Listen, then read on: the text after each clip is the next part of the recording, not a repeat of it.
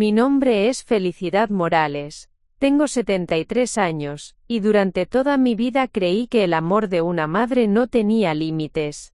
Trabajé desde los 14 años limpiando casas ajenas, vendiendo tamales en la madrugada, y ahorrando cada peso que ganaba con un solo propósito: asegurar el futuro de mi único hijo, Roberto. Lo que nunca imaginé es que ese mismo amor incondicional que me llevó a crear un fondo de 3,2 millones de pesos para él, se convertiría en la razón por la cual hoy me culpa de haber arruinado su vida por no darle más dinero. Esta es la historia de cómo mi generosidad se convirtió en mi mayor error, y cómo descubrí que a veces, amar demasiado puede destruir lo que más quieres proteger. Antes de volver a la acción, dinos desde dónde nos sintonizas y, si esta historia te ha conmovido, asegúrate de estar suscrito, porque mañana te he reservado algo muy especial. Todo comenzó en 1987, cuando Roberto tenía apenas 3 años y su padre nos abandonó una madrugada fría de febrero, dejando solo una nota que decía: "No puedo con esta responsabilidad". Recuerdo perfectamente ese momento, porque fue cuando decidí que mi hijo nunca pasaría las necesidades que yo había vivido. Mi madre, que en paz descanse, solía decirme: "Felicidad, el dinero no lo es todo, pero la falta de él sí lo arruina todo". Esas palabras se quedaron grabadas en mi corazón como si fueran un tatuaje invisible que guiaba cada una de mis decisiones.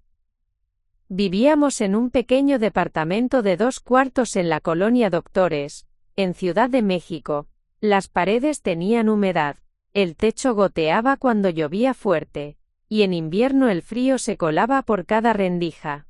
Pero para mí, ese lugar representaba el punto de partida hacia algo mejor. Cada mañana, a las 4:30 de la madrugada, me levantaba para preparar los tamales que vendería en el Metro Valderas. La masa tenía que estar perfecta, el relleno sazonado justo como me había enseñado mi abuela, y cada tamal envuelto con el cuidado de quien sabe que de esos pequeños detalles depende el sustento del día. Roberto dormía profundamente en su pequeña cama mientras yo trabajaba en la cocina. A veces se despertaba por el ruido de la olla de presión, y lo encontraba parado en el marco de la puerta, con sus ojitos somnolientos y su cabello revuelto preguntándome: ¿Ya es de día, mami? Todavía no, mi amor, le respondía siempre, pero mami está preparando el futuro. No era solo una frase bonita. Cada peso que ganaba lo dividía mentalmente en 3 partes: lo necesario para vivir, lo indispensable para Roberto, y lo que sería su herencia. Esa tercera parte, por pequeña que fuera, la guardaba religiosamente en una lata de galletas que escondía detrás de la lavadora. Los primeros años fueron los más difíciles. Trabajaba 7 días a la semana. Tamales en la mañana, limpieza de casas en la tarde. Y los fines de semana ayudaba en un puesto de quesadillas que tenía mi comadre Esperanza en el mercado de Medellín.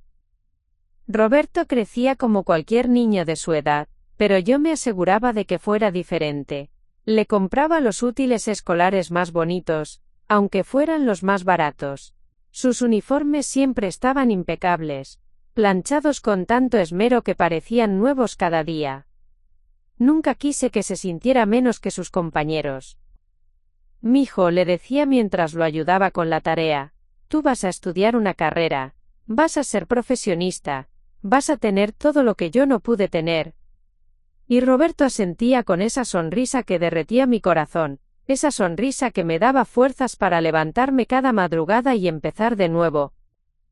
Cuando cumplió 10 años, tomé una decisión que cambiaría nuestras vidas. Abrí una cuenta de ahorro específicamente para él. No era cualquier cuenta. Había investigado durante meses hasta encontrar una que me diera el mejor rendimiento a largo plazo.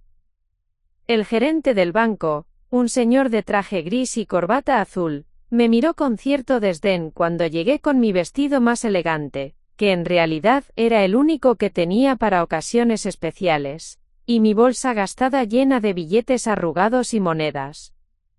«Señora», me dijo con voz condescendiente, Para este tipo de inversión generalmente recomendamos montos más sustanciales.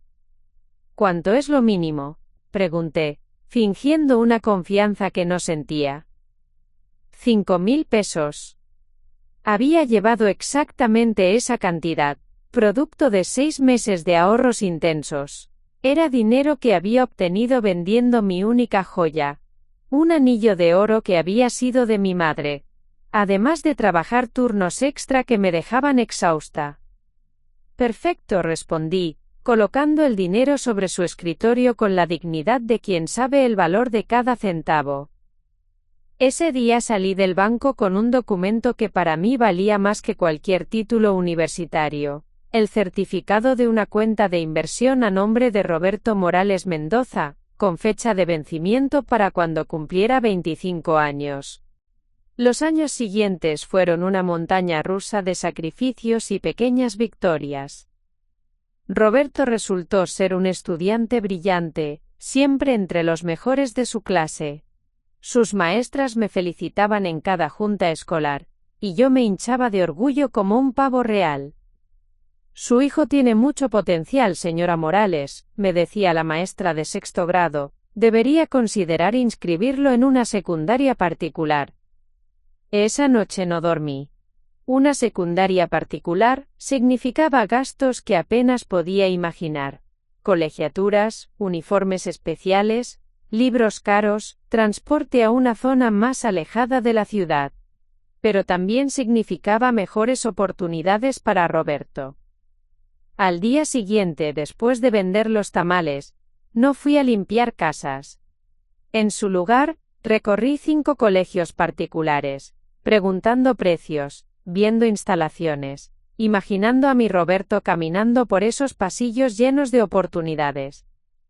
El Colegio San Patricio tenía todo lo que yo hubiera querido para mi educación: laboratorios de ciencias, biblioteca enorme, cancha de fútbol con pasto natural, y maestros que hablaban con esa seguridad que da el conocimiento. La colegiatura mensual es de 2,800 pesos, me informó la directora, más gastos de inscripción, uniformes y materiales.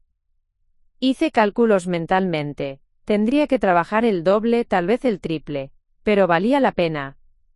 ¿Cuándo puedo inscribirlo? Roberto entró al San Patricio en agosto de 1999. Recuerdo que el primer día de clases, mientras lo veía caminar hacia el edificio con su uniforme nuevo y su mochila cargada de ilusiones, sentí que todos mis sacrificios tenían sentido.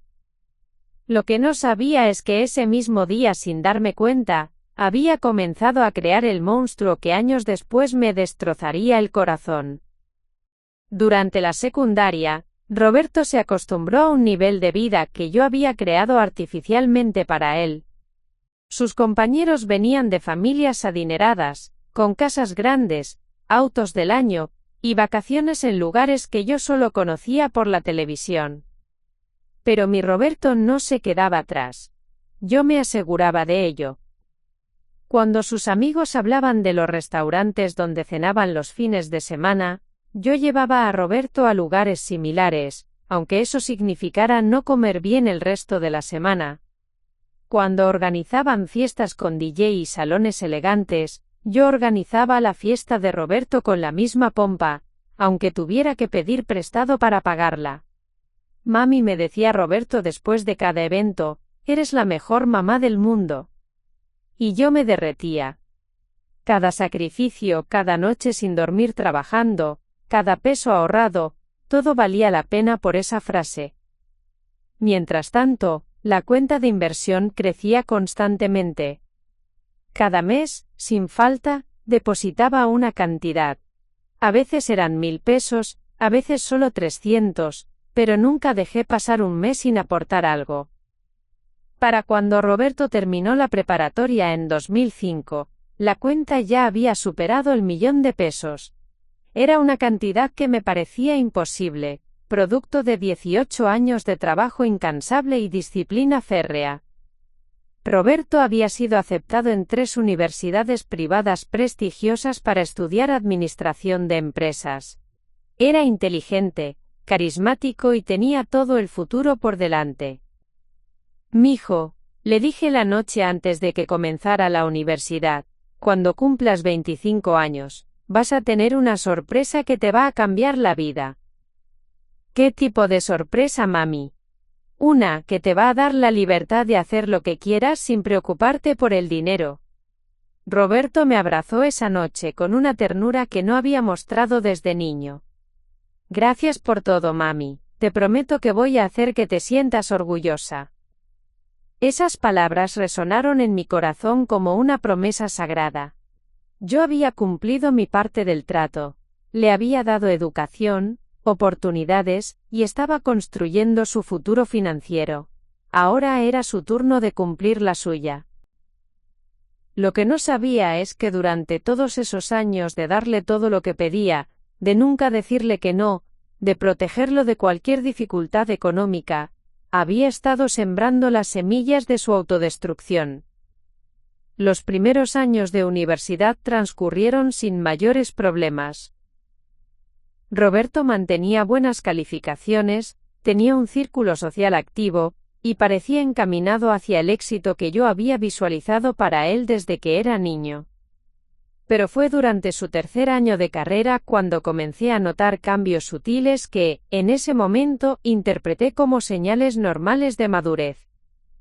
Roberto había comenzado a salir más frecuentemente con sus amigos de la universidad.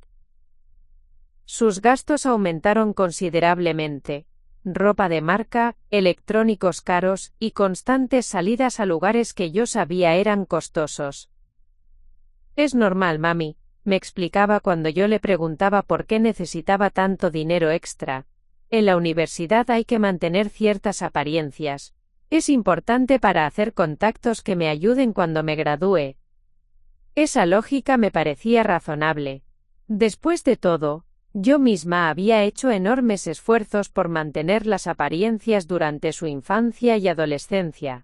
Si ahora él necesitaba hacer lo mismo para construir su futuro profesional, ¿quién era yo para negárselo? Así que aumenté mi carga de trabajo una vez más. A los tamales y la limpieza de casas, añadí un trabajo de medio tiempo los fines de semana en una cafetería del centro. Llegaba a casa los domingos por la noche con los pies hinchados y la espalda adolorida, pero con la satisfacción de haber ganado lo suficiente para cubrir los gastos extra de Roberto. La cuenta de inversión seguía creciendo, alimentada no solo por mis aportaciones constantes, sino también por los rendimientos que se habían acumulado durante casi 20 años. Para 2008, cuando Roberto estaba por graduarse, la cantidad había superado los 2,5 millones de pesos. Era más dinero del que jamás había imaginado tener. Suficiente para que Roberto pudiera comprar un departamento, iniciar su propio negocio, o simplemente tener la tranquilidad financiera que me había eludido toda la vida. Pero había algo en Roberto que me inquietaba cada vez más. Sus peticiones de dinero se habían vuelto más frecuentes y por cantidades más grandes. Sus explicaciones eran siempre lógicas. Proyectos especiales de la universidad, cursos adicionales, oportunidades de negocio con sus compañeros. Mami, necesito 15.000 pesos, me dijo una tarde de marzo, pocas semanas antes de su graduación. ¿15.000 pesos? ¿Para qué, mijo? Es una oportunidad de inversión increíble. Un compañero de la universidad tiene un contacto que puede triplicar el dinero en solo 3 meses. Es una oportunidad que solo tienen los estudiantes destacados. Algo en mi estómago se retorció. 15.000 pesos representaban 2 meses completos de trabajo extra. No puedes pedirle que espere hasta que te gradúes, ya falta muy poco. Roberto me miró con una expresión que no había visto antes. Era una mezcla de frustración, impaciencia, y algo que me dolió reconocer, desdén. Mami, estas oportunidades no esperan, o las tomas ahora o las pierdes para siempre. Además, ¿no siempre me has dicho que me dará todo lo que necesite para triunfar? Tenía razón, siempre le había dicho eso, y siempre había cumplido. Esa noche después de que Roberto se fue a su cuarto me quedé sentada en la cocina, calculando de dónde podría sacar esos 15.000 pesos. Tendría que pedir un préstamo, o tal vez vender algunos de los pocos objetos de valor que había acumulado durante los años. Pero mientras hacía esos cálculos, una vocecita en mi cabeza comenzó a susurrar preguntas incómodas. ¿Qué tipo de inversión promete triplicar el dinero en 3 meses? ¿Por qué estas oportunidades siempre requerían dinero inmediato? ¿Por qué Roberto nunca me daba detalles específicos sobre estos proyectos? Sin embargo, ACALLE, con acento agudo esas dudas como había hecho tantas veces antes. Roberto era mi hijo, mi orgullo, mi proyecto de vida. Si él decía que necesitaba ese dinero para triunfar, entonces encontraría la manera de dárselo. Al día siguiente, pedí un adelanto en la cafetería y un pequeño préstamo en una casa de empeño, dejando como garantía la cadena de oro que me había regalado mi madre años atrás. Le di los 15.000 pesos a Roberto esa misma tarde. Gracias, mami, me dijo guardando el dinero en su cartera sin ni siquiera contarlo. En 3 meses te voy a devolver 45.000. Nunca vi un solo peso de regreso. Y esa fue solo la primera de muchas oportunidades de inversión que Roberto encontraría en los meses siguientes. Preparar y narrar esta historia nos llevó mucho tiempo. Así que si te está gustando, suscríbete a nuestro canal. Significa mucho para nosotros. Ahora volvamos a la historia. Los meses posteriores a la graduación de Roberto fueron como caminar sobre hielo quebradizo. Cada paso parecía sólido hasta que de repente no lo era. Roberto se graduó con honores en julio de 2008, justo cuando la crisis económica mundial comenzaba a golpear México. Las ofertas de trabajo que había esperado se desvanecieron una tras otra. Las empresas congelaron sus contrataciones, y los contactos que había cultivado durante la universidad de repente no respondían sus llamadas. Es temporal, mami, me aseguraba mientras revisaba ofertas de trabajo cada vez menos atractivas en su laptop. En cuanto mejore la economía, conseguiré algo mejor. Yo quería creerle. Había invertido tanto en su educación que la idea de que no pudiera encontrar un trabajo acorde a su preparación me parecía imposible. Mientras tanto, sus inversiones se habían vuelto más frecuentes y más costosas. Cada pocas semanas llegaba con una nueva oportunidad. Un amigo que tenía contactos en el gobierno, una empresa que necesitaba socios capitalistas, un negocio de importación que prometía ganancias astronómicas. Mami, esta vez es diferente, me decía en octubre, después de pedirme otros 20.000 pesos. Mi amigo Carlos tiene un primo que trabaja en la bolsa de valores. Dice que hay acciones que están súper baratas ahora por la crisis, pero que van a subir muchísimo cuando la economía se recupere. La historia sonaba convincente. Incluso yo, que no sabía nada de finanzas, había escuchado en las noticias que algunos inversores inteligentes estaban comprando cuando los precios estaban bajos. Para conseguir ese dinero tuve que pedir prestado a mi comadre Esperanza, prometiéndole que se lo pagaría en 3 meses cuando Roberto empezara a trabajar. 3 meses después no solo Roberto no había conseguido trabajo, sino que me pidió otros 30.000 pesos para completar la inversión porque había una ventana de oportunidad única que se cerraría pronto. Esperanza comenzó a presionarme por su dinero. Yo comencé a trabajar turnos dobles en la cafetería, llegando a casa a las 11 de la noche con las piernas temblorosas y dolor en todos los huesos. Roberto parecía cada vez más nervioso. Se levantaba tarde, pasaba horas en internet, y salía frecuentemente sin explicar exactamente a dónde iba. ¿Cómo van las inversiones, mijo?, le preguntaba cuando lo encontraba frente a la computadora. Bien, bien, respondía sin levantar la vista de la pantalla. Estas cosas toman tiempo, no se puede ser impaciente con el dinero. Una noche de enero de 2009, mientras limpiaba su cuarto, encontré algo que me heló la sangre. Boletos de casinos con fechas recientes. No eran muchos, pero estaban ahí, mezclados con papeles de la universidad y recibos de restaurantes caros. Mi primera reacción fue el negación. Roberto era inteligente, educado, responsable. Los casinos eran para personas sin educación, sin valores, sin futuro, no para mi hijo. Decidí no confrontarlo directamente. En su lugar, comencé a prestar más atención a sus salidas, a sus historias, a las personas con las que se juntaba. Sus amigos de la universidad habían comenzado a conseguir trabajos y a alejarse de él. En su lugar, aparecieron nuevos amigos cuyos nombres mencionaba casualmente pero de los que nunca hablaba en detalle. Voy a salir con Javier, me decía los viernes por la noche. ¿Javier de la universidad? No, otro Javier, un amigo nuevo. Era febrero cuando todo comenzó a acelerarse de manera alarmante.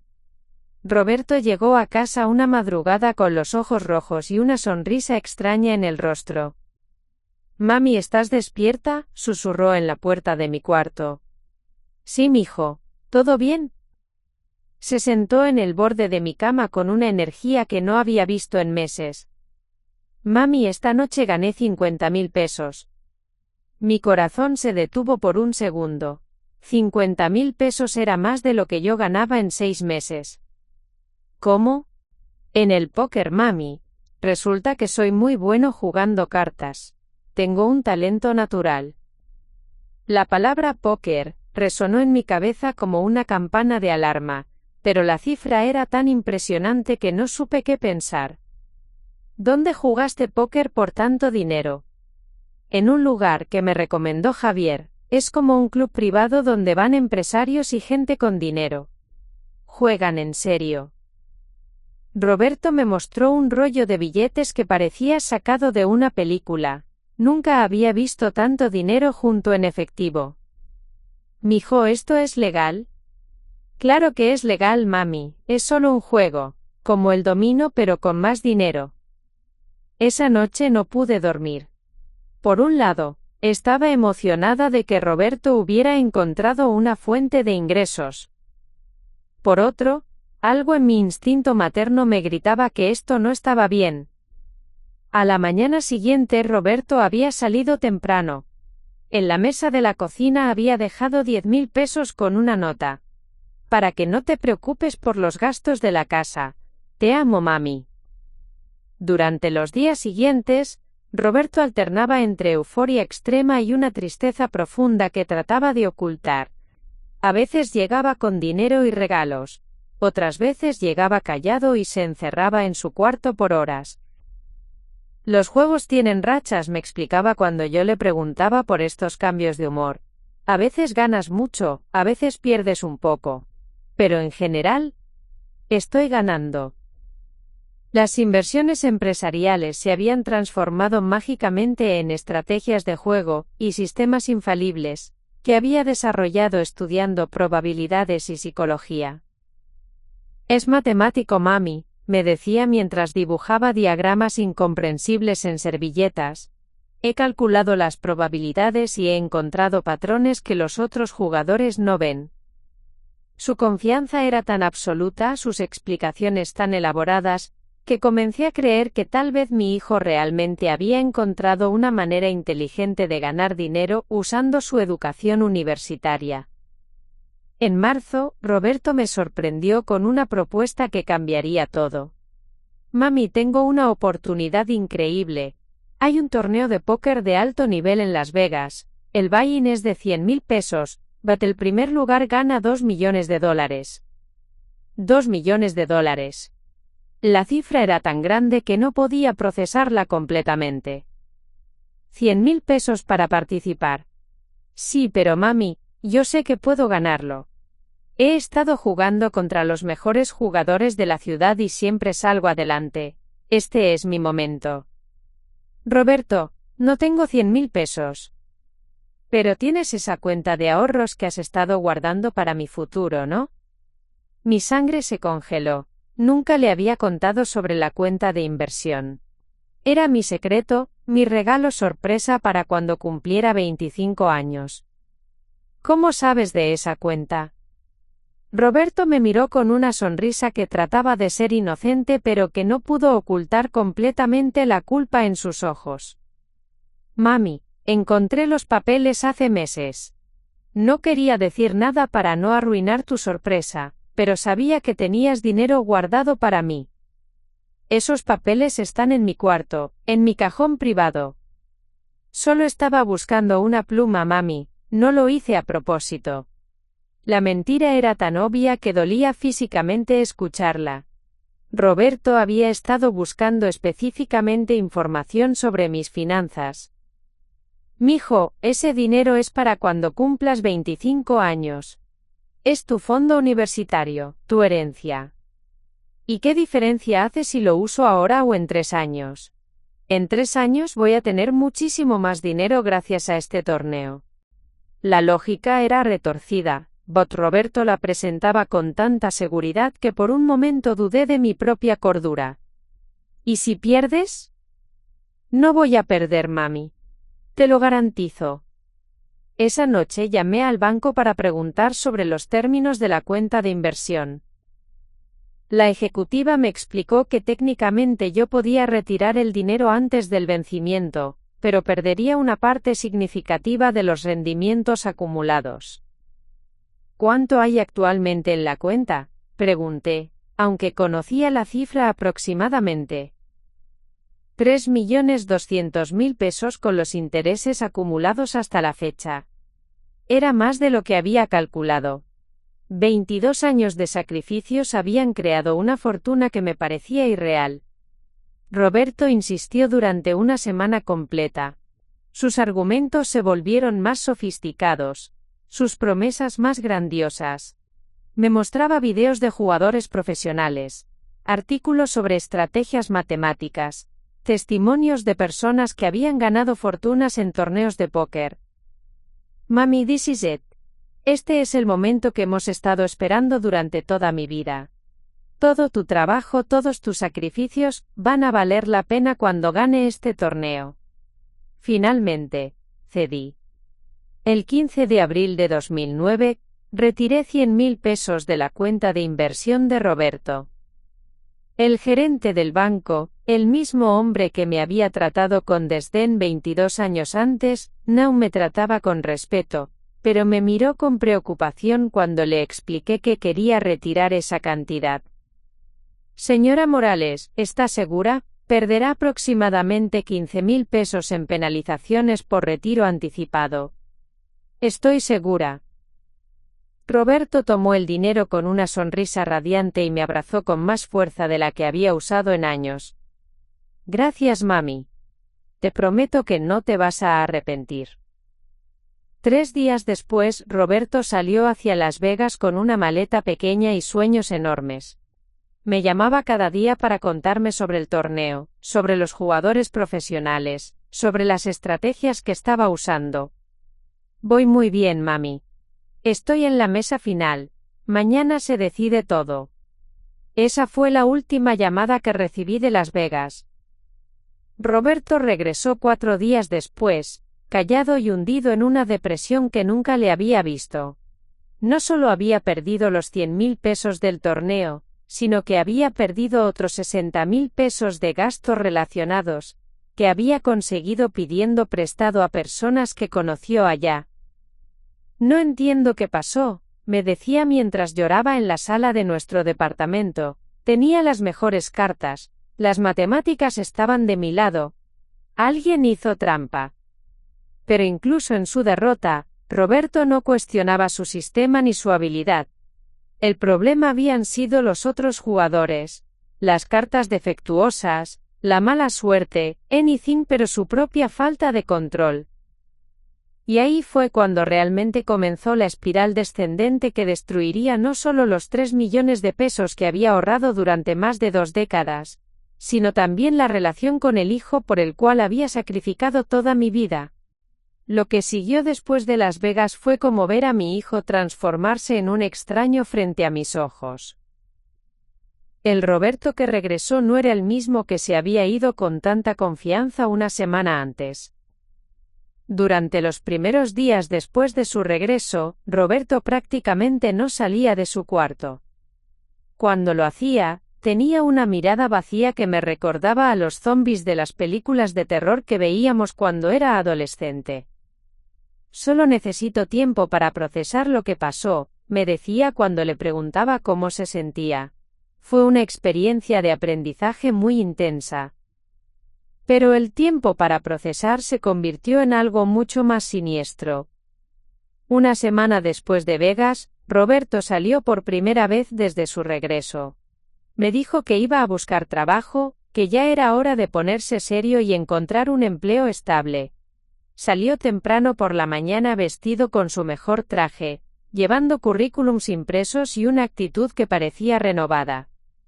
Regresó a las 2 de la mañana con olor a alcohol y los ojos brillantes de una manera que me dio escalofríos. ¿Cómo te fue buscando trabajo, mijo? Bien, bien. Dejé mi currículo en varios lugares. Ahora hay que esperar. Pero algo en su sonrisa me decía que no había pisado ni una sola oficina ese día. Al día siguiente encontré en su pantalón un boleto del Hipódromo de las Américas con fecha del día anterior.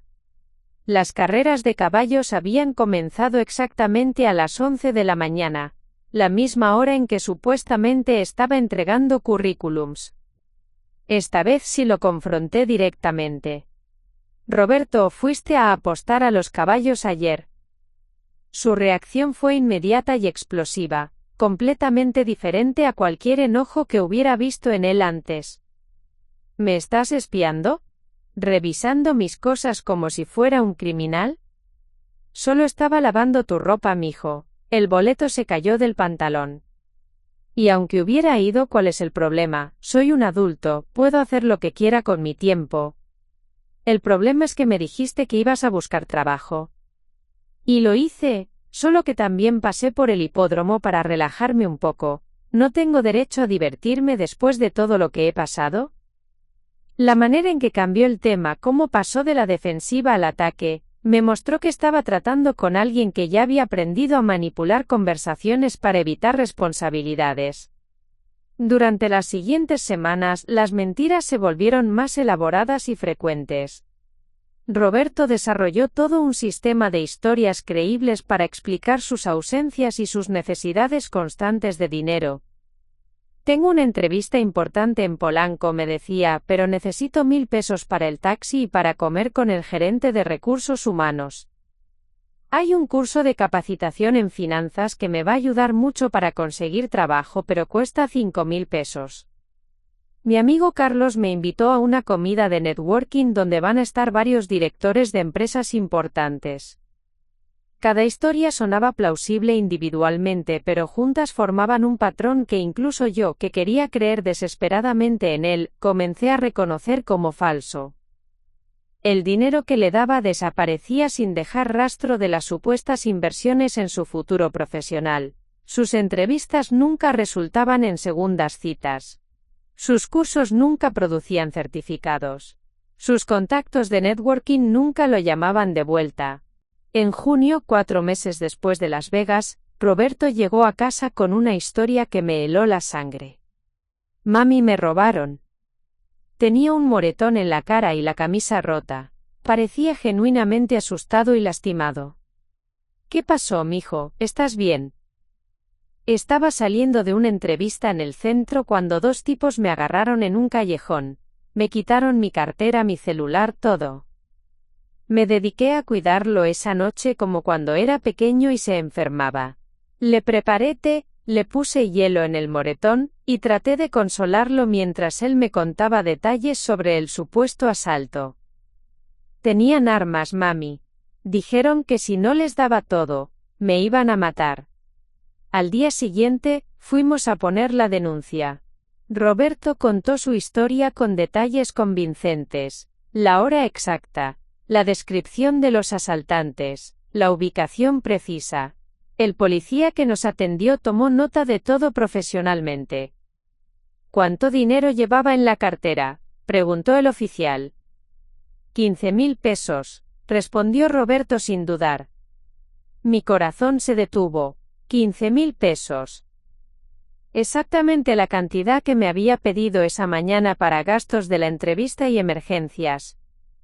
Cuando salimos de la delegación no pude evitar preguntarle, Roberto, ¿por qué llevabas tanto dinero a una entrevista? Era por si la entrevista salía bien y tenía que quedarme a hacer papeles o algo así. También iba a aprovechar para comprar algunas cosas que necesitaba. La explicación tenía lagunas enormes, pero yo todavía no estaba lista para enfrentar la realidad de lo que realmente había pasado con ese dinero. Fue mi comadre Esperanza quien finalmente me abrió los ojos. Felicidad, me dijo una tarde mientras tomábamos café en su cocina, yo no me quiero meter en tus asuntos, pero tengo que decirte algo sobre Roberto. ¿Qué pasa con Roberto? Mi primo Raúl trabaja de seguridad en un casino del centro. Dice que Roberto va ahí casi todos los días. Que lo conocen todos los empleados porque siempre está pidiendo que le presten dinero cuando se le acaba. El mundo se tambaleó a mi alrededor. Durante meses había estado financiando la adicción al juego de mi hijo creyendo que estaba invirtiendo en su futuro. ¿Estás segura? Raúl me enseñó una foto que tomó con su celular. Es Roberto, no hay duda. Esa noche esperé a que Roberto llegara a casa. Cuando entró, cerca de las 2 de la madrugada lo estaba esperando en la sala con las luces encendidas. Mijo, tenemos que hablar. ¿De qué, mami? Es muy tarde. Sé lo del casino. La máscara de inocencia se le cayó instantáneamente de la cara. Por primera vez en meses, vi al Roberto real. Asustado, culpable, pero también desafiante. ¿Y qué si voy al casino? Ya te dije que soy bueno jugando. Roberto, has estado mintiendo sobre todo, las entrevistas de trabajo, los cursos e incluso lo del robo. El robo sí pasó, mami. Te robaron en el casino cuando se te acabó el dinero, ¿verdad? El silencio que siguió fue más elocuente que cualquier confesión. Mijo, le dije con la voz quebrada, necesitas ayuda. Yo no tengo ningún problema, explotó. El problema es que no me das suficiente dinero para jugar en serio. Si me dieras más, podría ganar lo suficiente para no tener que estar pidiendo constantemente. Esas palabras me golpearon como una bofetada física. Mi hijo, al que había dado todo durante 25 años, me estaba culpando por no darle suficiente dinero para alimentar su adicción. Roberto, ya te di 100.000 pesos para Las Vegas. Eso no fue suficiente. Los torneos grandes requieren más capital. Si me hubieras dado 500.000, habría podido jugar en la mesa principal y ganar millones. La lógica retorcida me dejó sin palabras. En su mente, el problema no era que hubiera perdido el dinero jugando, sino que yo no le había dado suficiente para ganar. ¿Y los otros 60.000 que perdiste allá? Esos fueron gastos operativos. Cuando juegas en el nivel profesional, necesitas dinero para moverte entre juegos, para apostar en mesas laterales, para mantener tu imagen. Cada palabra que salía de su boca me convencía más de que había perdido completamente a mi hijo a algo que no entendía y que no sabía cómo combatir. Mijo, el dinero que tengo ahorrado para ti es para tu futuro, no para jugar. Mi futuro es jugar, es lo único que sé hacer bien. Es mi talento. Tu talento era estudiar. Eras excelente estudiante. Los estudios no me sirven de nada, no hay trabajo para nadie. Pero jugando puedo ganar más en una noche de lo que ganaría en un año trabajando. Esa conversación terminó con Roberto saliendo azotando la puerta y regresando 3 días después, callado y derrotado, pidiendo perdón y prometiendo que todo cambiaría. Me voy a controlar, mami. Solo necesito una oportunidad más para demostrar que puedo ganar en grande y después me retiro. Era Julio cuando me pidió que retirara otro $500.000 de pesos de su cuenta. Es la última vez, mami.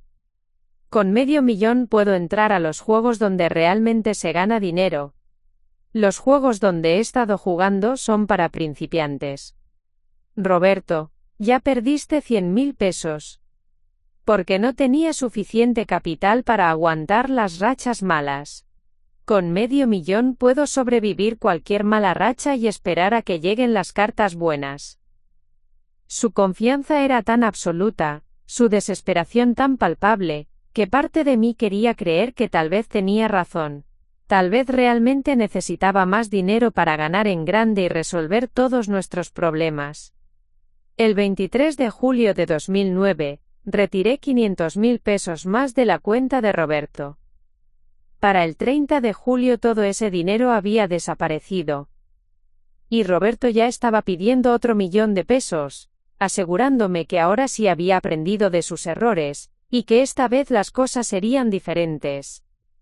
Pero ya no serían diferentes. Solo serían peores, mucho peores. Agosto de 2009 marcó el inicio del período más oscuro de mi vida. Roberto ya no se molestaba en inventar historias elaboradas sobre inversiones o oportunidades de negocio. Su adicción había evolucionado a un punto donde la desesperación superaba cualquier intento de mantener las apariencias.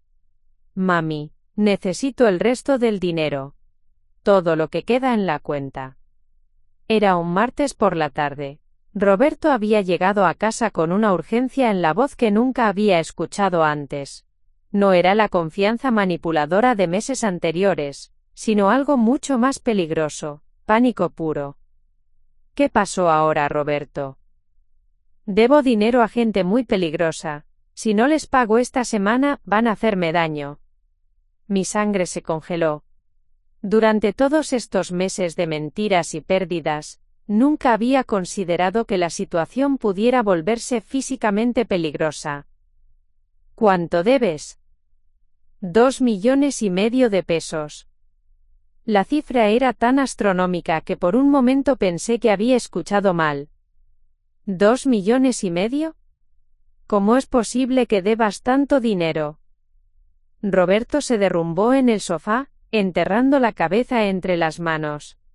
Por primera vez desde que comenzó todo esto, parecía genuinamente arrepentido y aterrorizado. Hay juegos privados, mami. Juegos donde participan empresarios, políticos, gente con muchísimo dinero, me invitaron porque vieron que tenía potencial. ¿Qué tipo de juegos? Póker principalmente, pero también ruleta, dados, apuestas deportivas. Es como un club exclusivo donde se mueve dinero de verdad. ¿Y cómo pudiste apostar tanto dinero si no lo tenías? Me dieron crédito, dijeron que era normal, que todos los jugadores serios jugaban con crédito. Que era una muestra de confianza. La ingenuidad de mi hijo me partió el corazón. Había sido manipulado por profesionales que sabían exactamente cómo explotar su arrogancia y desesperación. ¿Quiénes son esas personas? No puedo decirte, mami, pero son gente seria, gente que no perdona las deudas. Roberto me mostró fotos en su celular de moretones frescos en sus brazos y espalda. Esto fue solo una advertencia. Dijeron que si no pago esta semana, la próxima vez va a ser mucho peor. Llamé inmediatamente al banco para verificar cuánto dinero quedaba en la cuenta de inversión de Roberto. Después de los retiros previos y las penalizaciones, quedaban exactamente 2,040,000 pesos. No es suficiente, me dijo Roberto cuando le conté la cifra. Necesito los 2,5 millones completos. ¿De dónde voy a sacar los otros 400,000 pesos? Tienes la casa, mami. ¿Puedes hacer un préstamo hipotecario? La casa. El pequeño departamento donde habíamos vivido durante más de 20 años, el único patrimonio real que tenía después de toda una vida de trabajo. Roberto, si hipoteco la casa y no puedes pagar, nos vamos a quedar sin nada. No voy a perder la casa, mami, te lo juro. En cuanto liquide esta deuda, me voy a retirar del juego para siempre. Voy a buscar trabajo, voy a ser responsable. Había escuchado esas promesas tantas veces que ya no tenían significado, pero la amenaza física era nueva y aterrorizante. ¿No hay otra manera de conseguir el dinero? Mami, si hubiera otra manera, ¿crees que te estaría pidiendo que hipoteques tu casa? Esa noche no dormí. Caminé por el departamento durante horas. pensando en todas las decisiones que me habían llevado a este momento. 22 años de sacrificios estaban a punto de desaparecer, y ahora mi hogar también estaba en riesgo. A las 6 de la mañana tomé la decisión más difícil de mi vida. Fui al banco y retiré los últimos 2.040.000 pesos de la cuenta de Roberto.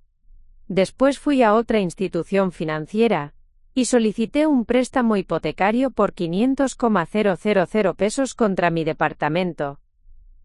El proceso hipotecario tomó una semana completa. Durante esos días, Roberto prácticamente no salía de casa. Contestaba llamadas telefónicas susurrando, miraba constantemente por la ventana, y sobresaltaba con cualquier ruido inesperado.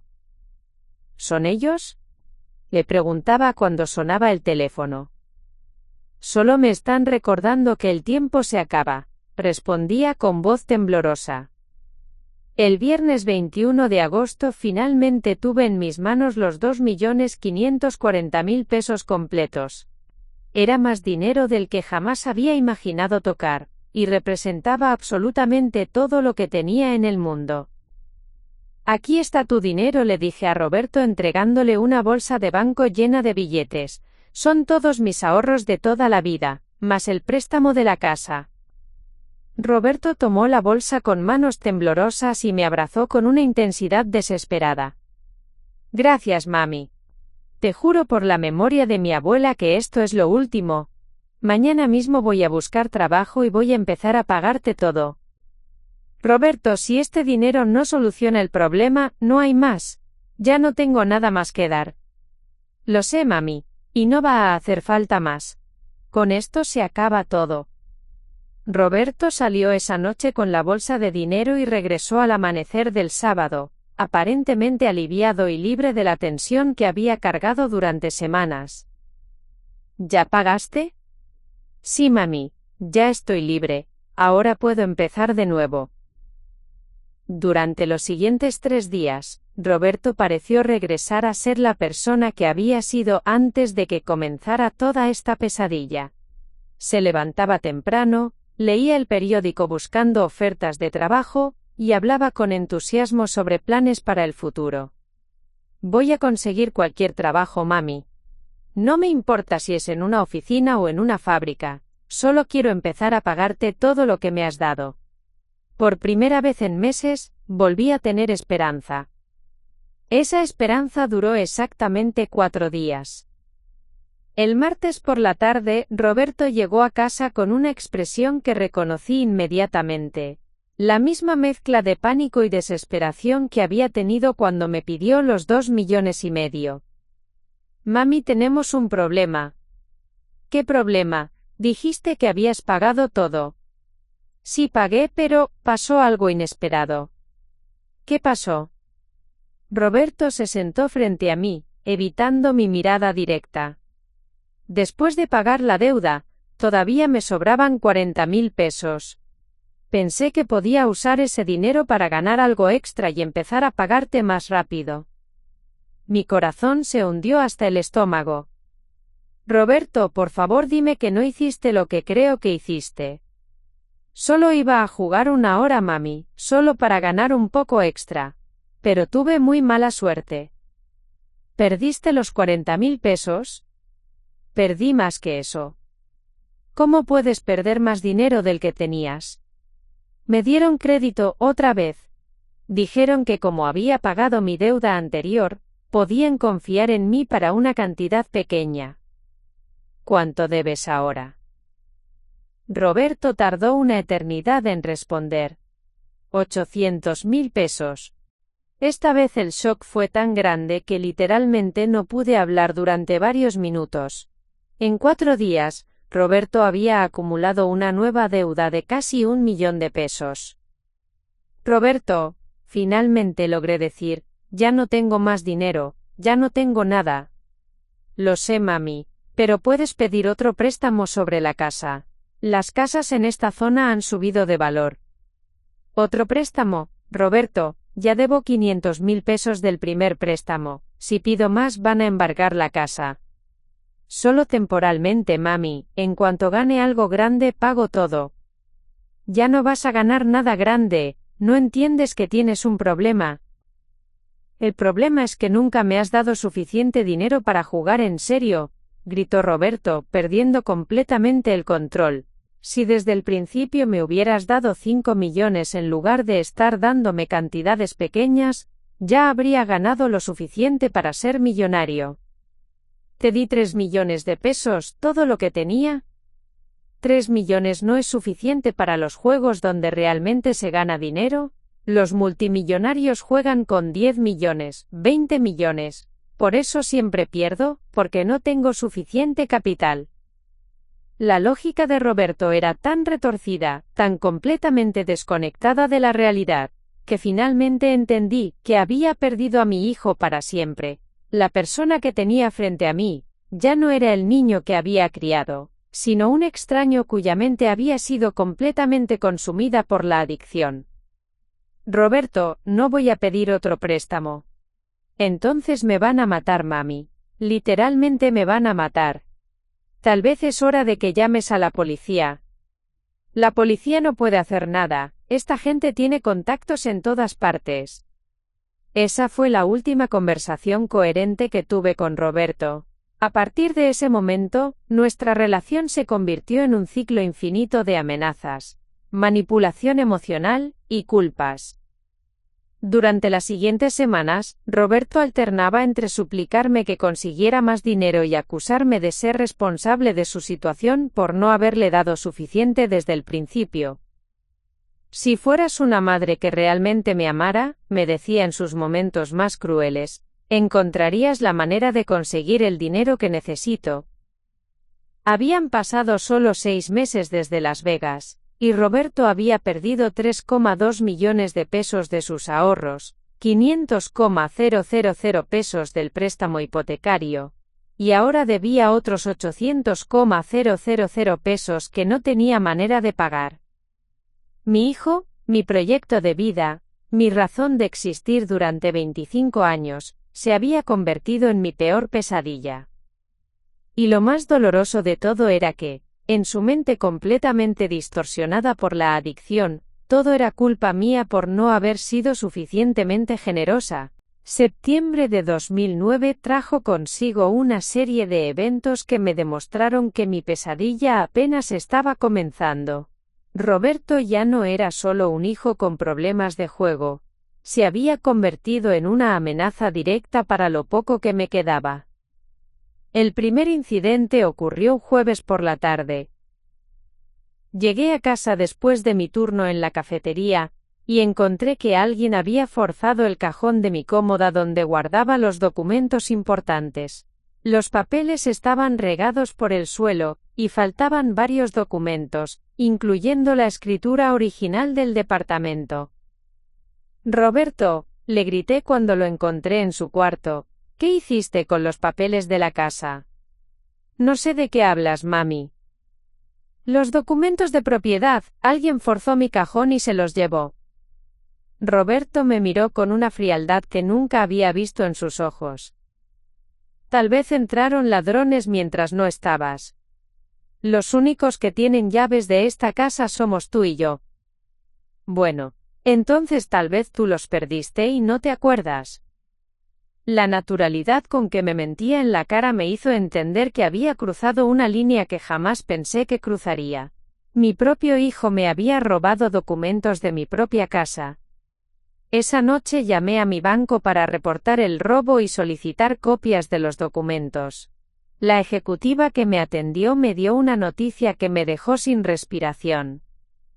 Señora Morales, veo aquí que usted solicitó información sobre un segundo préstamo hipotecario la semana pasada. Yo no solicité ningún segundo préstamo. Tengo aquí una solicitud con su nombre y firma, respaldada por los documentos originales de propiedad. Roberto había intentado hipotecar mi casa sin mi conocimiento. Solo el hecho de que el banco requiriera mi presencia física había impedido que completara la transacción. Cuando lo confronté con esta información, Roberto no mostró ni una pizca de remordimiento. Necesitaba explorar todas las opciones, mami. Si no me ayudas, tengo que ayudarme solo. Eso es fraude. Podrías ir a la cárcel. Y yo podría estar muerto si no consigo el dinero. ¿Qué prefieres? ¿Que esté en la cárcel o que esté muerto? Esa noche tomé la decisión más dolorosa de mi vida. Cambié las cerraduras del departamento mientras Roberto no estaba. Cuando regresó a las 2 de la mañana y no pudo entrar, comenzó a golpear la puerta y gritar amenazas que me aterrorizaron. «¡Abre la puerta, vieja! Esta es mi casa también. Roberto, no puedes volver a entrar hasta que busques ayuda profesional». ¿Ayuda profesional? La única ayuda que necesito es dinero. Abre la puerta o la voy a tirar. Los gritos duraron más de una hora. Finalmente, los vecinos llamaron a la policía. Cuando llegaron los oficiales, Roberto les contó una versión completamente distorsionada de la historia. «Mi madre está teniendo problemas mentales», les dijo con una calma escalofriante. «Ha estado comportándose de manera irracional, escondiendo dinero, cambiando cerraduras sin razón. Yo vivo aquí desde hace 25 años». Los policías me pidieron explicaciones. Yo traté de contarles sobre la adicción al juego, los documentos robados, la amenaza a la casa, pero mis palabras sonaban desesperadas comparadas con la aparente racionalidad de Roberto.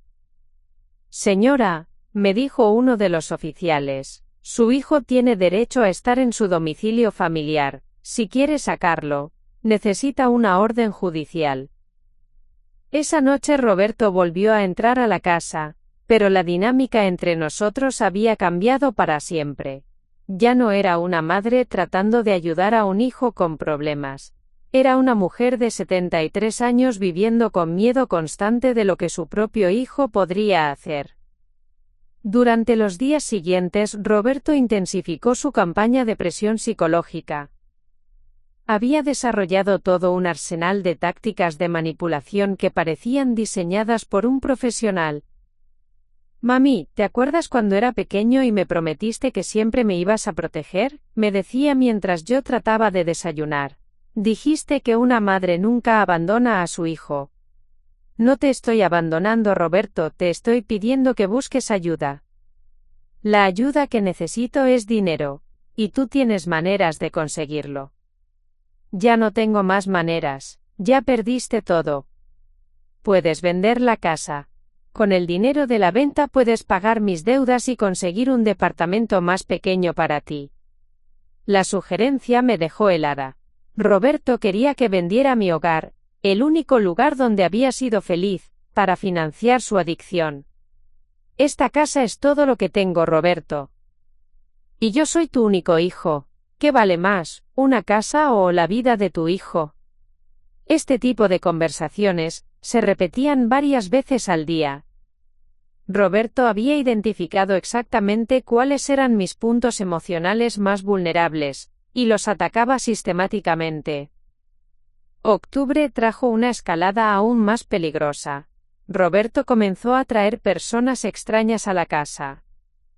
«Son mis socios», me explicaba cuando yo preguntaba quiénes eran los hombres que llegaban a altas horas de la madrugada. «Estamos trabajando en estrategias para recuperar el dinero». Estas reuniones de estrategia invariablemente terminaban con Roberto pidiendo dinero para inversiones iniciales o gastos operativos. Una noche escuché a Roberto hablando por teléfono en su cuarto. Su voz sonaba diferente, más agresiva, más desesperada. «Sí, la casa vale por lo menos 2 millones. No, todavía no quiere vender, pero estoy trabajando en convencerla. Dale un poco más de tiempo».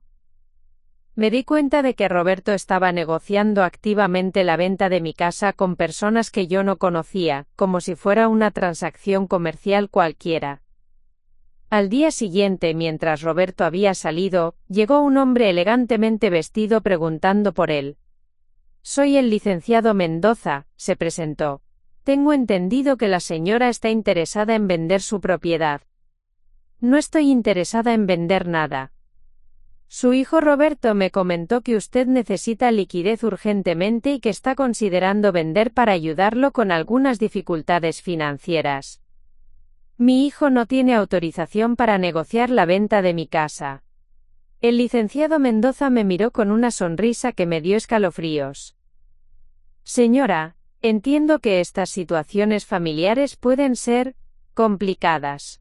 Pero Roberto me debe una cantidad considerable de dinero, y él me aseguró que usted iba a cooperar para resolver este asunto. ¿Usted es una de las personas a las que Roberto debe dinero? Digamos que represento los intereses de varios individuos que han sido generosos con Roberto en el pasado. La amenaza implícita era clara. Roberto no solo me había mentido sobre sus deudas, había dado mi casa como garantía informal sin mi conocimiento. Licenciado, mi hijo tiene problemas de adicción al juego. Cualquier acuerdo que haya hecho con usted no tiene mi consentimiento. Señora Morales, con todo respeto, los problemas personales de Roberto no afectan la validez de sus compromisos financieros. Él se presentó como un hombre adulto con acceso a recursos familiares. Sus acreedores actuaron de buena fe. Esa noche, cuando Roberto regresó, lo enfrenté con la visita del licenciado Mendoza. ¿Prometiste mi casa como garantía de tus deudas? No prometí nada específico, solo dije que tenías propiedades que podrían ayudar a resolver la situación. Roberto, esa gente cree que van a cobrar vendiendo mi casa. Y van a cobrar, mami, porque tú me vas a ayudar como siempre lo has hecho. Ya no puedo ayudarte más. Puedes y vas a hacerlo, gritó Roberto con una ferocidad que me aterró. Porque si no lo haces vas a perder mucho más que la casa. Me estás amenazando. Te estoy explicando la realidad, yo ya no controlo esta situación. Son otras personas las que deciden qué pasa ahora. Roberto salió azotando la puerta y no regresó en 3 días. Durante esos 3 días de silencio, recibí 5 llamadas telefónicas de personas diferentes, todas preguntando cortésmente sobre mis planes para la venta de la propiedad. Cuando Roberto finalmente regresó, traía consigo una propuesta que me confirmó que había perdido completamente la razón. Mami, encontré la solución perfecta. Hay un torneo de póker en Las Vegas, pero esta vez es diferente. Es un torneo de eliminación donde el ganador se lleva $25 millones. Roberto, por favor. Escúchame. El buy-in es de 5 millones de pesos. Pero si gano, todos nuestros problemas se acaban para siempre. Pagaría todas las deudas, te compraría una casa mejor, y todavía nos sobrarían millones. Ya perdiste todo en Las Vegas una vez. Porque no tenía suficiente experiencia, ahora sé exactamente cómo funcionan estos torneos. He estado estudiando, practicando, perfeccionando mi técnica. ¿De dónde voy a sacar 5 millones de pesos? Vendiendo la casa. Es perfecta, mami. La casa vale aproximadamente eso. Vendes, me das el dinero para el torneo. Gano los $25 millones, y te compro una casa 10 veces mejor. ¿Y si pierdes? No voy a perder. Te lo garantizo.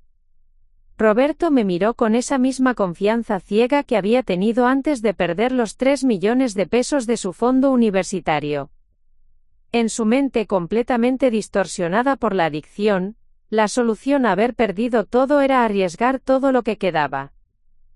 Roberto, no voy a vender mi casa para que vayas a jugar a Las Vegas. Entonces nos van a quitar la casa de todas maneras, mami. Al menos con mi plan tenemos la posibilidad de salir ganando. Esa fue la última conversación racional que tuvimos. A partir de ese momento, Roberto se dedicó tiempo completo a tratar de forzarme a vender la casa, usando cualquier método necesario. Y yo finalmente entendí que el hijo que había criado con tanto amor y sacrificio había muerto hace meses, reemplazado por un extraño que me veía únicamente como un obstáculo entre él y su próxima apuesta. Noviembre de 2009 comenzó con un evento que me cambió para siempre la perspectiva sobre mi situación. Roberto había desaparecido durante una semana completa sin dar explicaciones. Y yo había comenzado a experimentar una sensación extraña. Alivio. Por primera vez en meses, podía dormir sin escuchar ruidos sospechosos en la madrugada. Podía comer sin que alguien me cuestionara sobre dinero. Podía simplemente existir sin estar constantemente en guardia. Fue durante esa semana de paz cuando mi comadre Esperanza me visitó con información que terminó de abrir mis ojos. Felicidad, mi primo Raúl me contó algo muy grave sobre Roberto. ¿Qué pasó ahora? Roberto ha estado llevando gente a ver tu casa.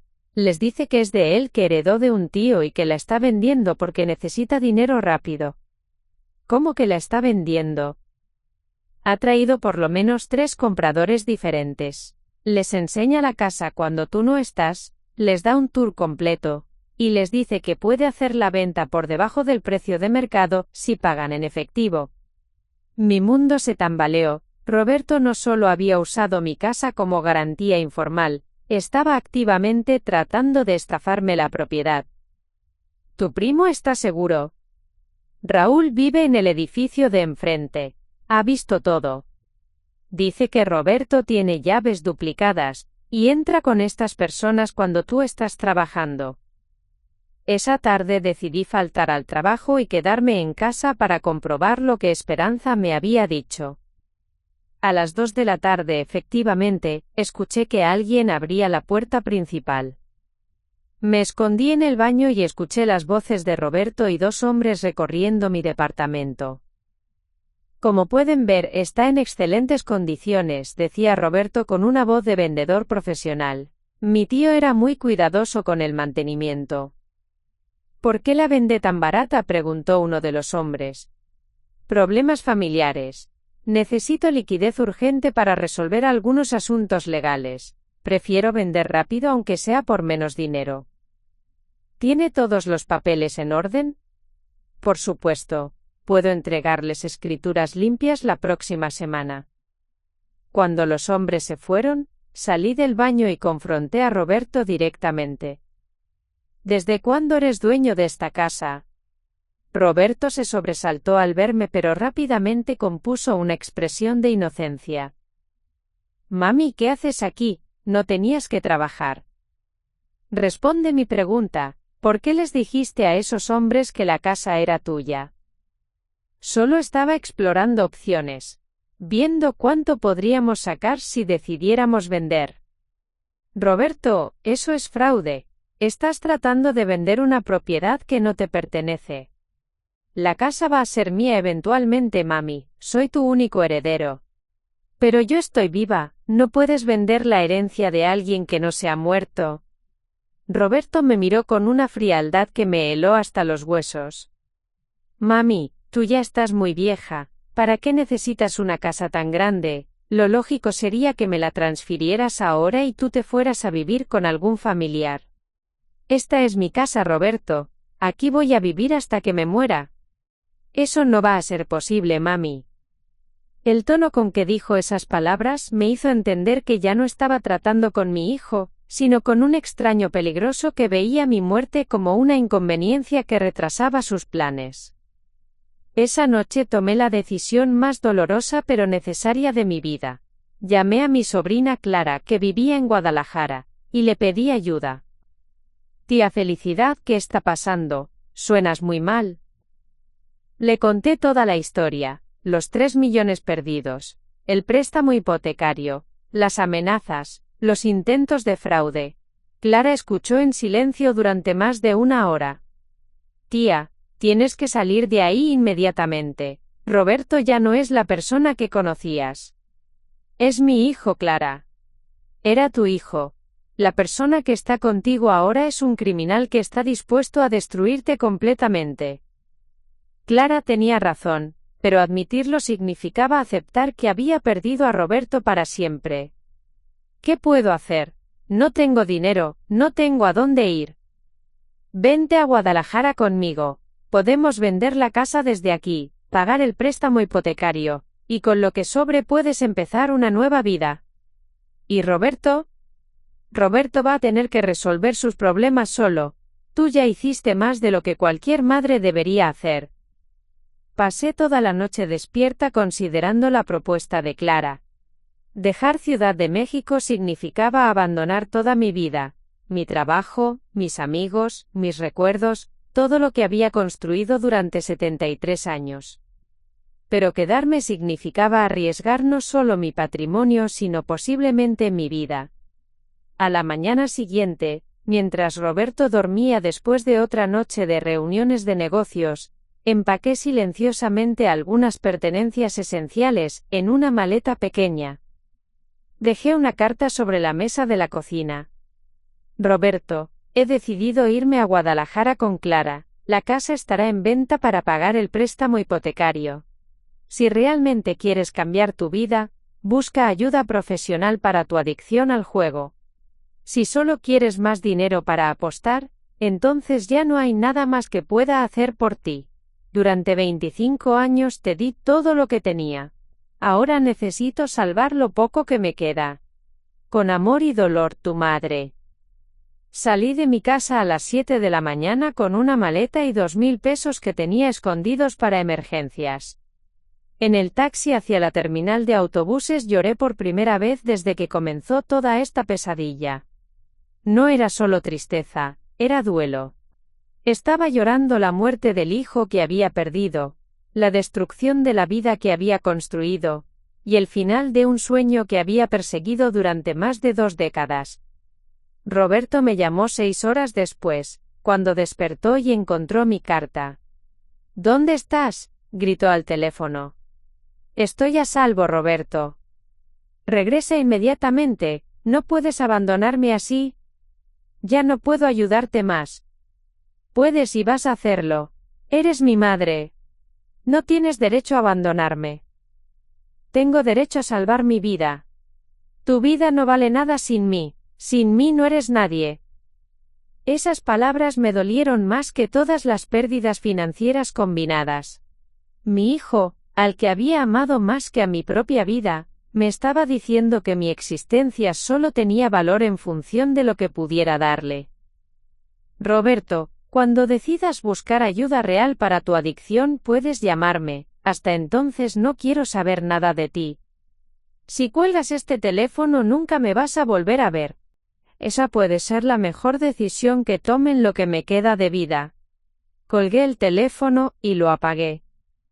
Durante los siguientes meses, viviendo en Guadalajara con Clara, logré vender mi departamento en Ciudad de México. Después de pagar el préstamo hipotecario y los gastos de la venta, me quedaron 380,000 pesos. Era una fracción de los más de 3 millones que había acumulado durante 22 años. Pero era suficiente para vivir modestamente si era cuidadosa con los gastos.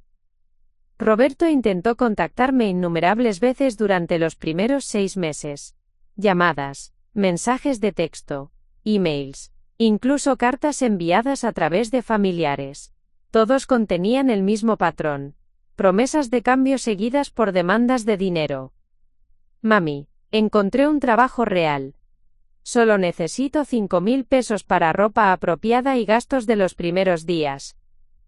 Mami, estoy en un programa de rehabilitación. Necesito dinero para pagar las sesiones. Mami, unos tipos me atacaron. Estoy en el hospital y necesito dinero para los medicamentos. Cada mensaje era una nueva mentira diseñada para manipular mis emociones y extraer dinero. Con ayuda de Clara y terapia psicológica, aprendí a reconocer estas tácticas y a no responder. El último mensaje que recibí de Roberto fue diferente a todos los anteriores. Madre, como no quisiste ayudarme cuando más te necesitaba, espero que estés contenta con tu decisión. Por tu culpa perdí todo. Por tu egoísmo y tu mezquindad mi vida se arruinó. Nunca me diste suficiente dinero para ganar en grande, y ahora es demasiado tarde. Espero que puedas vivir con la culpa de haber abandonado a tu único hijo. No me busques nunca más. Leí ese mensaje varias veces antes de borrarlo. Era la confirmación final de que Roberto nunca aceptaría responsabilidad por sus decisiones. En su mente completamente distorsionada, yo era la culpable de su adicción por no haber financiado completamente su autodestrucción. Hoy, 2 años después de salir de Ciudad de México, vivo una vida simple pero tranquila en Guadalajara. Trabajo medio tiempo ayudando a Clara en su pequeño negocio de repostería. No tengo mucho dinero, pero duermo sin miedo y como sin ansiedad. A veces me pregunto qué habría pasado si nunca hubiera abierto esa cuenta de ahorros para Roberto. ¿Habría desarrollado su adicción de todas maneras? ¿O mi generosidad excesiva creó el monstruo que destruyó nuestras vidas?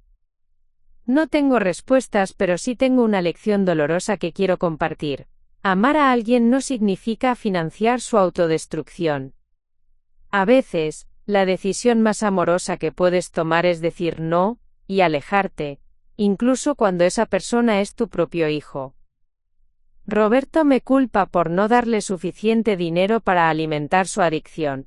Yo me culpo por darle demasiado. Tal vez ambos tenemos razón, o tal vez ninguno la tiene. Lo que sí sé es que sacrifiqué más de 20 años de mi vida y todos mis ahorros tratando de salvar a alguien que no quería ser salvado. Y cuando finalmente entendí que no podía salvarlo, apenas logré salvarme a mí misma. Esta es mi historia. La historia de una madre que amó tanto que casi se destruye a sí misma. Y de un hijo que tomó ese amor y lo convirtió en el combustible para su propia ruina. Roberto tenía razón en una cosa. No le di suficiente dinero. Porque no existe suficiente dinero en el mundo para satisfacer a una adicción que no reconoce límites. Han pasado 4 años desde que dejé Ciudad de México con una maleta y el corazón roto. Hoy, sentada en el pequeño jardín de la casa que rento en Guadalajara, mientras escribo estas líneas en un cuaderno que Clara me regaló para procesar mis experiencias, me doy cuenta de que mi historia no terminó con Roberto culpándome por su destrucción. En realidad apenas comenzó. Los primeros meses en Guadalajara fueron los más difíciles de mi vida. No solo había perdido a mi hijo y mis ahorros, había perdido mi identidad. Durante 25 años, yo había sido la madre de Roberto. Mi existencia entera giraba alrededor de sus necesidades, sus sueños, sus problemas.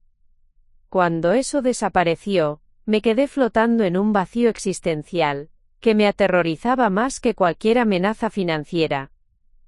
Clara me inscribió en un grupo de apoyo para familiares de personas con adicciones. Al principio me resistí.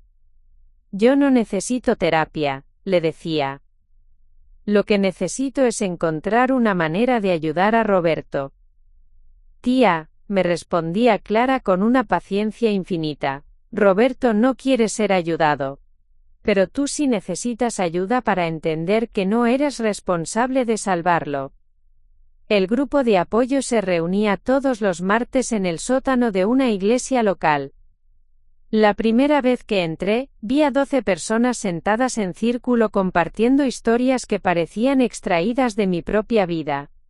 Padres que habían perdido casas financiando las adicciones de sus hijos. Madres que habían sido manipuladas durante años con promesas falsas. Hermanos que habían visto a sus familias destruidas por la negación y la codependencia. Mi nombre es Felicidad, dije cuando llegó mi turno, y creo que perdí a mi hijo tratando de salvarlo. Hola Felicidad, respondió el grupo al unísono. Durante las siguientes semanas, escuché historias que me mostraron que mi experiencia con Roberto no era única. Había patrones, estrategias de manipulación, ciclos de comportamiento que se repetían en familias de todo el mundo. María, una mujer de mi edad, había perdido su casa, su auto y sus ahorros de jubilación financiando la adicción a las drogas de su hijo durante 8 años. Cada vez que le daba dinero para rehabilitación o emergencias médicas, en realidad estaba comprándole más droga, me explicó. Pero no podía verlo porque no quería verlo. Roberto, un hombre de 50 años, había gastado la herencia de sus padres, el fondo universitario de sus propios hijos, y hasta el dinero del funeral de su esposa, alimentando su adicción al juego en línea. La adicción es más inteligente que nosotros, nos decía la facilitadora del grupo, una psicóloga llamada Dr. Patricia Ruiz. Sabe exactamente qué botones emocionales presionar para conseguir lo que necesita. Y los adictos aprenden a usar esas mismas tácticas, incluso cuando no se dan cuenta de que lo están haciendo.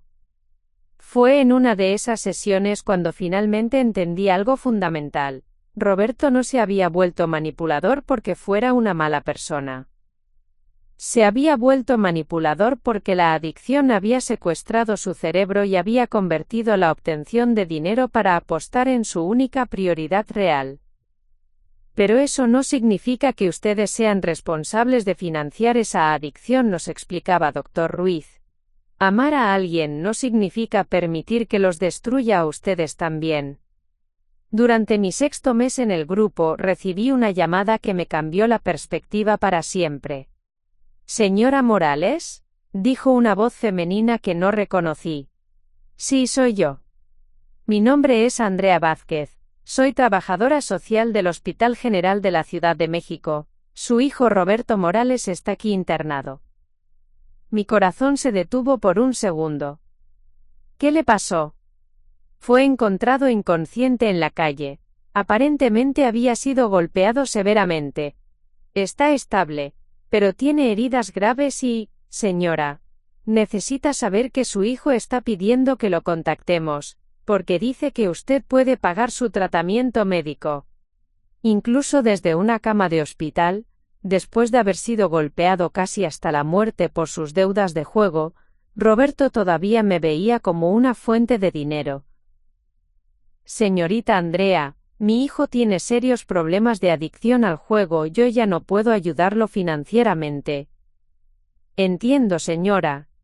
Pero el hospital necesita información sobre seguros médicos o recursos familiares para continuar el tratamiento. Roberto es un adulto de 27 años. Cualquier decisión sobre su tratamiento tiene que tomarla él solo. ¿No va a venir a verlo? Esa pregunta me torturó durante días. ¿Qué tipo de madre no va a ver a su hijo en el hospital? Había llegado al punto de ser tan fría e insensible que ni siquiera una golpiza brutal me movería a ayudarlo. Hablé sobre eso en mi siguiente sesión de grupo. Me siento como el peor ser humano del mundo, confesé entre lágrimas. Mi hijo está en el hospital y yo no quiero ir a verlo porque sé que va a tratar de manipularme para que le dé dinero. Felicidad, me dijo Dr. Ruiz. ¿Ir a verlo va a ayudar a Roberto a recuperarse de su adicción? No. ¿Va a motivarlo a buscar tratamiento profesional? Probablemente no. ¿Va a hacer que deje de apostar? Definitivamente no. Entonces, ¿a quién ayudaría tu visita? A nadie. Exactamente. Y el hecho de que te duela tanto tomar esta decisión, demuestra que no eres fría o insensible. Demuestra que eres una madre que finalmente ha aprendido que amar a alguien a veces significa decir no. No fui a ver a Roberto al hospital. 2 semanas después Andrea Vázquez me llamó de nuevo. Señora Morales, quería informarle que su hijo fue dado de alta del hospital ayer. ¿Cómo está? Físicamente se recuperó bien. Pero... Señora, antes de irse me pidió que le preguntara si usted había cambiado de opinión sobre ayudarlo con sus gastos médicos. Incluso después de casi morir por sus deudas, Roberto seguía enfocado en obtener dinero. La adicción era más fuerte que el instinto de supervivencia. Durante mi 2º año en Guadalajara comencé a trabajar como voluntaria en un centro de rehabilitación local. Mi experiencia con Roberto me había dado una perspectiva única sobre la codependencia familiar, y pude ayudar a otros padres que estaban pasando por situaciones similares. Señora Felicidad, me decía Carmen, una madre que había perdido su negocio financiando la adicción a las drogas de su hija. ¿Cómo sabe cuándo es momento de parar? Cuando te das cuenta de que dar más dinero no está ayudando a tu hija a recuperarse, sino ayudando a su adicción a sobrevivir. Pero es mi hija. ¿Cómo puedo abandonarla? No la estás abandonando, la estás obligando a enfrentar las consecuencias de sus decisiones. Es la única manera de que tenga una oportunidad real de recuperarse. Estas conversaciones me ayudaron a procesar mi propia experiencia. Cada padre que asesoraba me enseñaba algo nuevo sobre los límites, la responsabilidad, y la diferencia entre amar y habilitar. En mi tercer año en Guadalajara, recibí una carta inesperada. Era de Roberto, pero era diferente a todos sus mensajes anteriores. Madre, sé que no tengo derecho a contactarte después de todo lo que pasó, sé que te hice mucho daño y que perdiste todo por mi culpa. No te estoy escribiendo para pedirte dinero o para que me perdones, te estoy escribiendo para decirte que finalmente estoy en un programa de rehabilitación real. Llevo 8 meses sin apostar. He comenzado a entender que tengo una enfermedad y que la manera en que te traté fue imperdonable. No espero que respondas esta carta. Solo quería que supieras que estoy tratando de cambiar, y que ahora entiendo que tú tomaste la decisión correcta al alejarte de mí. Gracias por todos los años que sacrificaste por mí, incluso cuando yo no lo merecía. Leí esa carta 20 veces antes de decidir qué hacer con ella. Parte de mí quería responder inmediatamente, volar a Ciudad de México, y reconstruir nuestra relación. Pero una parte más sabia, fortalecida por 3 años de terapia y autoconocimiento, me hizo esperar. ¿Qué piensas hacer?, me preguntó Clara cuando le mostré la carta. Nada por ahora. ¿Nada? Si Roberto realmente está cambiando, no necesita mi validación o mi dinero para continuar. Si no está cambiando realmente, responder a esta carta solo le daría una nueva oportunidad de manipularme. ¿Y si realmente está diciendo la verdad? Entonces seguirá diciendo la verdad por años, no solo por meses. Y tal vez, en unos años, podamos tener una conversación real. Esa fue la decisión más difícil que había tomado, pero también la más sabia. 6 meses después, recibí otra carta de Roberto. Esta vez me pedía dinero para gastos de transporte para ir a las reuniones de rehabilitación. La máscara había caído una vez más. No respondí esa carta tampoco. Hoy, 4 años después de dejar Ciudad de México, he construido una nueva vida que nunca pensé que sería posible. Trabajo en el centro de rehabilitación 3 días a la semana, ayudo a Clara con su negocio 2 días, y los fines de semana los dedico a mí misma. Leo, camino por el parque, visito museos, hago cosas que nunca tuve tiempo de hacer, cuando toda mi vida giraba alrededor de Roberto. Tengo amigos nuevos que me conocen como Felicidad, no como la madre de Roberto. Tengo rutinas que nadie puede interrumpir con crisis fabricadas. Tengo paz mental, que no sabía que era posible experimentar. ¿Extraño a Roberto? Extraño al niño que fue, al joven brillante que podría haber sido. Pero no extraño la ansiedad constante, el miedo, la manipulación, y el dolor que caracterizaron nuestros últimos años juntos.